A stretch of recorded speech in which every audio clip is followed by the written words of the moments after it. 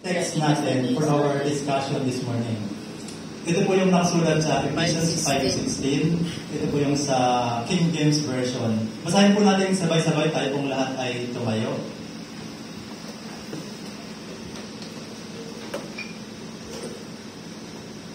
Redeeming the time because the days are evil. Ito po, meron po tayong sa Amplified Version, just for the purpose of understanding. Ito po yung ibig sabihin ng maikli na verse na yun, na nakita po natin dun sa King James.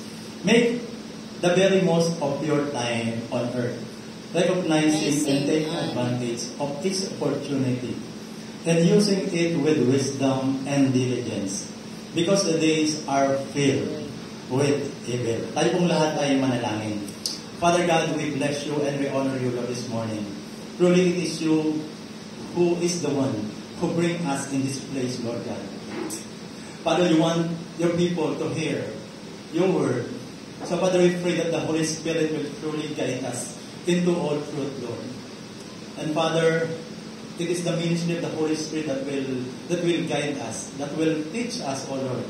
And we will be able to absorb that truth in our heart, Lord God. But most importantly, we're going to apply it in our lives, O Father. That we will not be afraid of what's coming, but we will just be warned and encouraged truly that the day of the Lord's coming is drawing near. Amen. So Lord, we just commit this time to you. And may you be exalted and glorified in our midst and in the sharing of your word. This is our prayer in the name of your Son, Jesus Christ. We pray.